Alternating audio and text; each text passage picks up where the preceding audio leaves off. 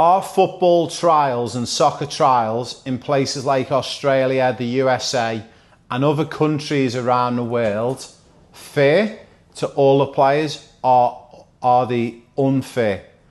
That is the question. Now, just in the comments here, you'll see I got a message. Well, I didn't directly get a message, but I read an article on one of our football communities that we follow, and it's the same old problem. Football trials, parents believe that the football trials are rigged.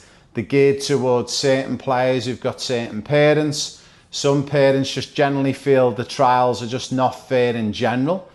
The biggest problem with football trials outside of Europe, predominantly in places like Australia, is that they don't have the education on how to actually trial a player fairly.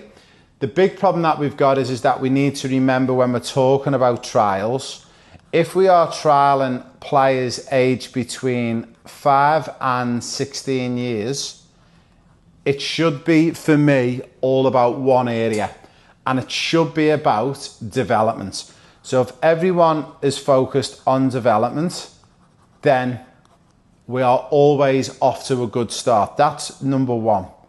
The second area, we need to be what we call player focused.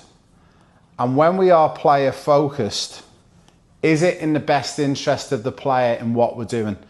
And this is where I feel clubs, especially in Australia and places like the USA, it's probably more of a lack of education. They don't know how to trial a player effectively and fairly. This is what you normally see. You will attend a trial, and whether they're looking for 4 players or they're looking for a whole squad of players, normally you'll see someone who's got a clipboard and they've got a pen and they're on the other side of the pitch, and 9 times out of 10, they're gas bagging, they're talking to the other coaches and their other friends about stuff which has got nothing to do with the trials. And that's because, not because they're bad people, it's because they don't know what they're doing. They don't know how to objectively grade or trial players. Now, the reason why grading players objectively is so important is for many, many reasons. It is super important. So the way it's done at the moment, and no one can argue this, it is the most subjective and opinionated piece that I see going on all the time. And clubs and schools and state selectors and A-League selectors and MLS, all of these different people who are involved in football and soccer externally outside of Europe are completely leaving themselves wide open for that comment that I showed you before of another upset parent. And this is not just one parent saying that they expect their son to be in the top team. But what they expect is, they expect a fair go. And also, the big thing that really upsets me with clubs and with selectors for schools and state selections is, if a child and mum and dad have paid all that money to transport themselves there for a whole day of trials or for a week of trials, wouldn't you give them feedback? But do you know why you don't get feedback? Because they don't know how to give feedback. It's the most subjective, opinionated exercise on the planet. So I'm here to help. My name's Raymond Wood. I'm one of the highest qualified football coaches on the planet under UEFA. I'm also a UEFA ambassador, and also I'm a UEFA player agent. Now, I'm here to help schools, community clubs, elite clubs, academies, private academies. Anyone who wants help with this, me and my team will come to your club, your venue, and we will teach you and your team and your coaching staff for free. That's right, for free. No money involved. Because I want clubs and I want state selections and I want A-League clubs and I want all these people in the football world to have something that you can follow and a process that you can follow. And then when mums and dads come to you and say, well, how did my son get selected? And it's quite simple. When we do it this way, when we do what's called an objective football test, when it's objective, it gives you an output score. And the output score is based on whether you're a boy and girl, your age, and it's split into 6 months intervals. And also your test score will test you in what we call the 4 key areas. Now, most of you will know what the 4 key areas is, and I don't still understand why clubs are not doing it. Number 1 is technical. This is the first key area. When we're testing a player, we're not testing little Johnny or Sarah to see if they're as good as Messi. We're testing to identify the strengths. That's the first thing. And also, we're testing them on their weaknesses. Once we know their weaknesses, we can then turn those weaknesses into strengths. And that's the beauty of this objective test. The second area that we test children and players on of all ages is tactical. So technical, tactical. The third area is physical. But when we test physical, we actually handicap it against boys and girls who are a little bit older or have matured earlier, because again, there's boys and girls getting selected just purely because they're the biggest and strongest kid. Is that best for development? Is it fair that someone gets selected because that child has hit puberty before the other kid? No, it's not fair. But again, it goes down and it goes back to the lack of education. And that's not a dig at clubs and it's not a dig at people. We've got to just compare it. Football and soccer in Australia, if we're honest, is probably 20 to 30 years old, if we're really honest, okay? Football in Europe and places like Italy, England, Spain, they've been playing football for 160 years or more. So when we're comparing apples with apples, that's what we've got to look at. And the big one that goes missing is social. These are the 4 areas that we look at when we do our objective test. So we look at technical, tactical, physical, social. Now, can you imagine when we go through these areas, if you're a mum and dad and you come to one of my testing days and I say to you, look, your son hasn't made it in the top team, but he's made it in the 3rd team, and this is the reasons why. All the kids in the top team at the moment, all the kids in that top team that we've selected are all sat with 210 points or more. So that's the top team. The second team is everyone who's sitting between 180 and 209. So this is the second team. And then the 3rd team and so on and so forth. The 3rd team will be at the top 179 and might be at 160. So as a parent, if you go, okay, well, my son got 166 points, and based on that objective test score, I now understand why he's in the 3rd team. Then the next question I would expect a parent to ask is, if they've got their son's score in there, how did they get that score? Can you show it to me? We can then present the 6 test results. And when you look at the test results, it's quite simple. You now know where your son and daughter is.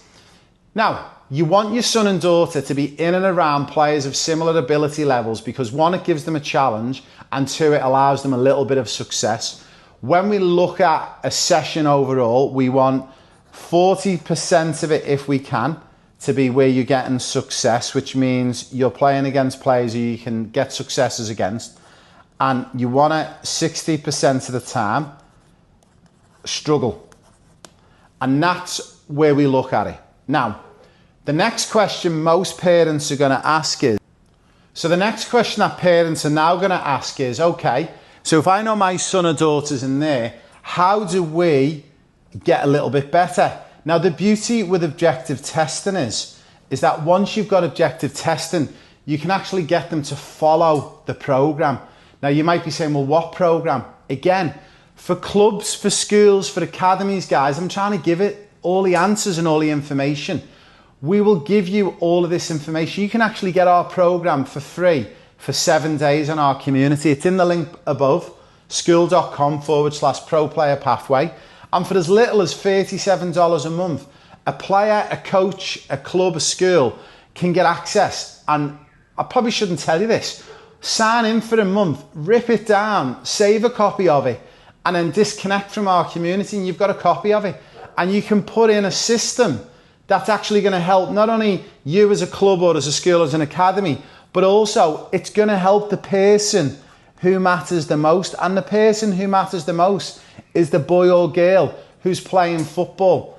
Because now when that mum and dad go away, they go, how professional is this? We've done objective testing. He's got a test score. He finished second in the tables across all the age groups, and he's made the second team.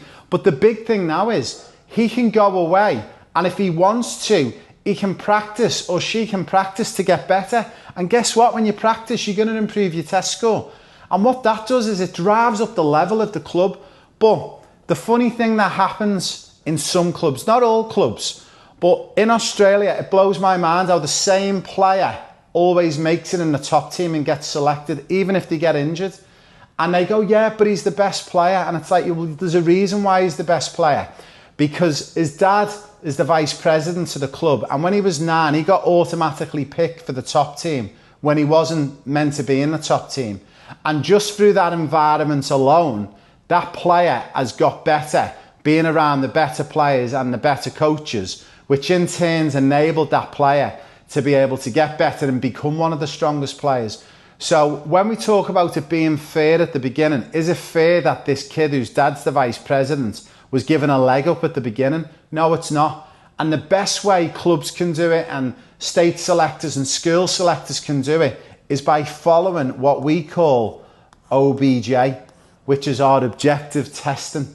So if you're a club out there and you don't want to leave yourself wide open to criticism, if you're a state selector, you're a school, and you generally don't even know how to do this in football, football's not even your sport, but you've been asked to do it, don't leave yourselves wide open, guys. You can connect to our community. You can speak to me directly for free. I don't charge in the community. You can message me in there and ask me, Ray, can you come and help us run this? Whether you're in Australia, New Zealand, the USA, I will come around with me and my team and we will help your club learn how to do objective testing. Do you know why I do this? Because it makes this person better. And the person who's the most important is the boy or girl at that club. So stop leaving yourselves as clubs and schools and academies wide open for criticism from parents. Actually put in a system that monitors and tracks and does it all for you. And guys, I'm offering it for you for free. I will come and consult and work with you for free. Why? Because I love the game. I've got 25 years of knowledge in this brain of working at the top level, and I know how to do it. I worked on one of the biggest projects for the Premier League, and on that project we spent £1.6 billion, okay? Why do I want to share this with everyone? Because I understand something that a lot of people forget. We're on this earth, this planet, once, as far as I know. Why wouldn't we share it and pass it down to people to take on? Because it makes you look better as a club and as a community and as an academy. But also what it does is as well, it helps the kids. And let's be honest, guys, it's the kids that matter. So stop thinking of yourselves, stop being selfish, stop having a big ego, stop thinking you don't want to work with this English guy who doesn't know what he's talking about, and actually pick up the phone or drop me an email. And you know what you'll actually find? You'll actually find when you get to know me, you'll go, actually, Ray, you're an actually really, really good guy, and I can see you're just trying to help players. Guys, you get one life and we get one chance. Let's help the kids get better at football, and let's do trials fairly and objectively. If we do the trials fairly and objectively, as a parent, you've got no room to argue to your club or your school. And especially where we lack in that area, and the one area that we lack in is education, guys. I understand football, and that's my area of expertise. I don't say I know everything, but I know 99% more than most people, because I've spent 25 years studying the game. Whether it's developing a player, whether it's being an agent, whether it's putting a technical plan together, whether it's consulting for clubs or federations, I know what I'm talking about. Now, if it was being a dentist and pulling a tooth out, don't know yet on that, and I can't help you with that. So guys, make it easy for yourselves. Please, please, please reach out, and I will do this for free. We've got an offer on at the moment where we're offering to go around to any regional clubs as well around Australia and the USA, and all we charge is for a 2-day clinic and camp is $37. And for that $37, we will also, for the club, grade objectively all of the players in the club for free, okay? And all we charge for the 2-day clinic is $37. That's just enough to cover our travel and our flights and expenses. So guys, reach out to us. I'm a good guy. Everyone who we work with in the team are good, and we're all here to help the boys and girls get better at football. And a big thank you for my friends who dropped that amazing comment, because it enabled me to address this and hopefully fix it for once and for all. And let's make this football in Australia, the USA and outside of Europe as good as we can. Thanks guys for tuning in.